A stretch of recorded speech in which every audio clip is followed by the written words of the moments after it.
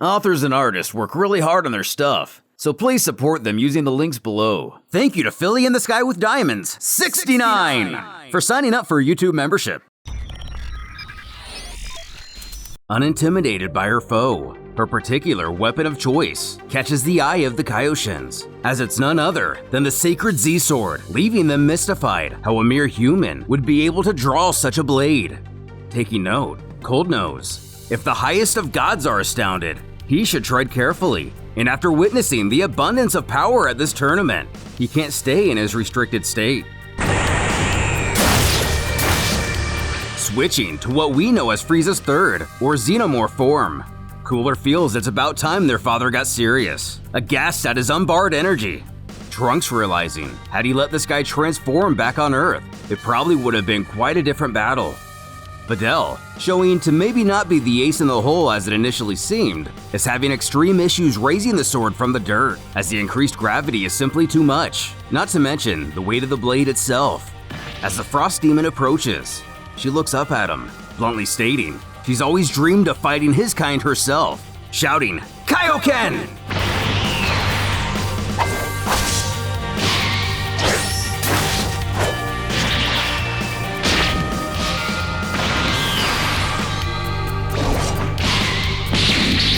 Making the most out of being human, Videl seems to have mastered King Kai's technique.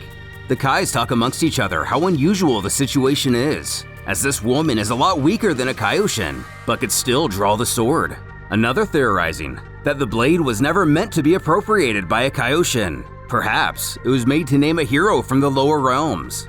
And having both the Z-Sword and knowing the Kaioken, it's almost undoubtable Videl has spent some time in Otherworld. Tavion, one to talk, just feels that sword irradiating with heroism, asking his teammates if they think so too. But Dr. Raichi could care less. Turning to his partner in the shadows, he passes on the previous inquiry, stating he's grumpier than usual since this tournament started. Not able to see his face, the figure also doesn't care.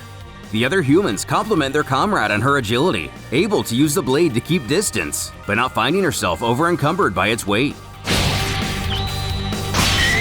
As if he had Kashin in his knuckles, Cold breaks the Z-Sword with a single punch. Videl and the Kai is horrified by this turn of events, but Goku knows what's coming next. While it puts Videl at a great disadvantage, at least Old Kai is finally free from his prison, his fellow Otherworld inhabitants gawking with incredulity. And amidst the action going on, the geezer gets less than a warm welcome, creepily sneering behind the smoke. Cold leers. His foe is a stubborn young lady, but he's begun to get bored with this fight. Videl knows. It's almost like he's taken 0 damage so far, and hasn't even started going all out, admitting to herself she can't win. And, out of nowhere, Old Kai is just the right height to do a little Roshi stuff, causing the girl to question where he even came from. Figuring out what's going on themselves, the officials become aware this new guy emerged from the broken sword, so he'll be allowed to participate alongside the Universe 9 fighter. Relaying this information to the audience, the Galactic King decides to end the both of them in his original form. The Frost Demon brothers speaking amongst each other. Frieza has never seen his father in his final form in person. Cooler only once, when he was pregnant with Frieza. Noting he had such little self-control, the entire planet they were on was destroyed while birthing him. Exclaiming, with blatant honesty, she's screwed. The Elder doesn't believe that to be the case, as he informs her he has the ability to raise her power exponentially, even more so than her silly opponent here, but only if she agrees to. Shouting before he can get in another word, she immediately agrees to whatever the terms are. The Kaioshin of the North deducing he must be the great Kaioshin from long ago, the one who disappeared around the same time the legend of the Z-Sword began. Beginning the ritual, Videl notices Cold will probably be ready to fight again soon, questioning how long this is expected to take. With an uncanny grin, the old-timer says, for her potential, about 10 hours. So unfortunately, it won't do much for this battle. Growling for the pair to come at him, Videl wisely decides it isn't worth it and gives up the match. The Kaioshin frustrated that she just needs to be a little patient is all. Giving up some insight, Piccolo believes, if his memory serves correct, Neither Trunks from the future or Goku would have been able to take on Cold had he managed to transform during his time on Earth. Not this version at least. Explaining, he is vastly stronger than his sons now. Presently, he's much closer to Android 17 and 18, maybe even 16. Still standing a mile taller than his children, who are actually cowering before him. Cooler inquires if he can fully control himself in this state, but their senior quips, the two of them can handle their true forms, right? Rejoining her allies, she introduces the Kaioshin as their group's guest. Tien showing the proper respect while Yamcha is about as nonchalant as Goku. The next bout is soon announced. Bardock from Universe 3 and Raditz of 13. Raichi finding familiarity in at least one of those names. Tapion looking over his shoulder asking, "Oh, so that's your name?" Seems to be.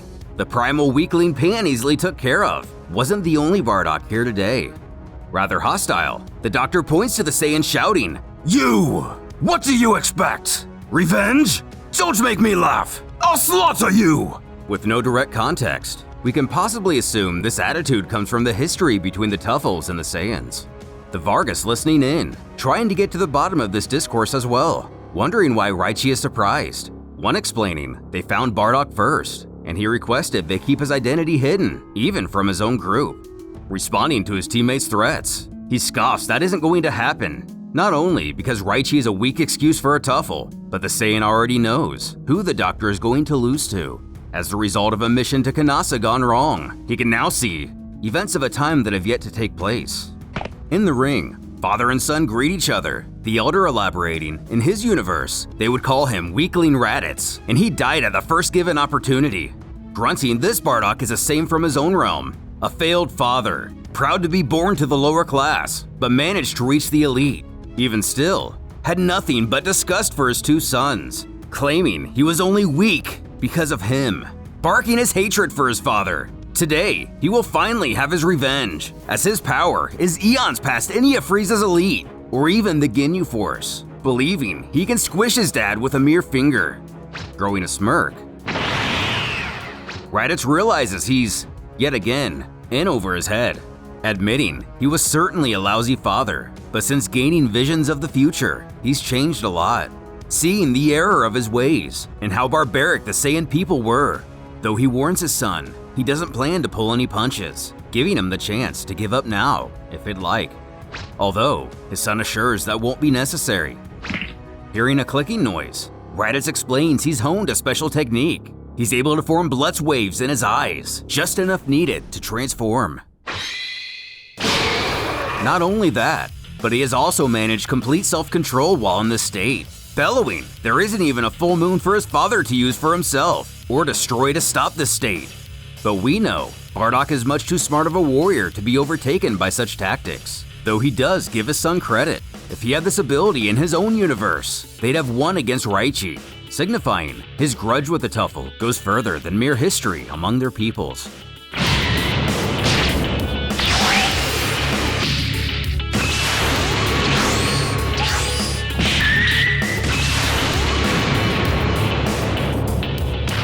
Proving to be much more powerful than expected, Raditz sends his father flying, and while on the ground, Bardock begins to get a vision.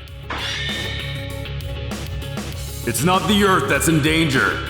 I'll kill you all if I have to! It's not the universe either.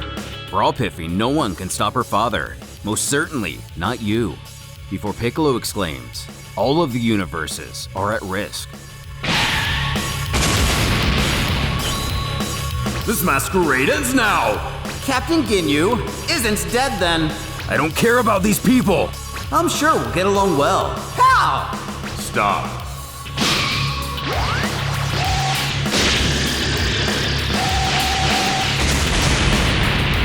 Having enough of his foresight, Bardock quickly puts an end to the match, as to not risk further injury. He and Raichi eyeballing each other as the Saiyan returns to his group.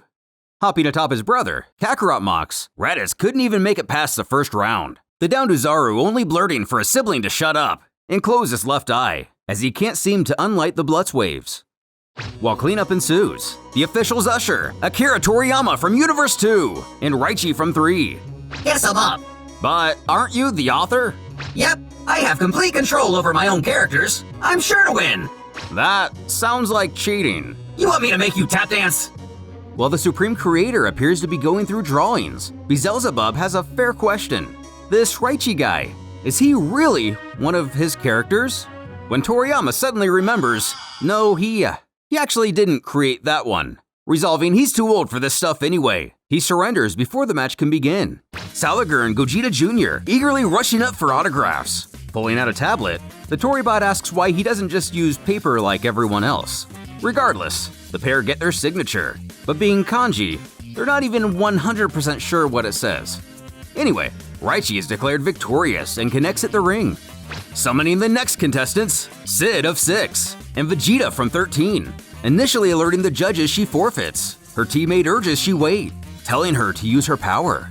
Upon asking why, it seems Universe 6 is developing a plan, wanting to get Bojack to think Sid is the most powerful of their group. Happy with the idea, she vows to blow their minds. The little guy hearing everything, but is gonna keep his mouth shut. And, in an awkward silence, Sid looks for a volunteer to carry her to the ring.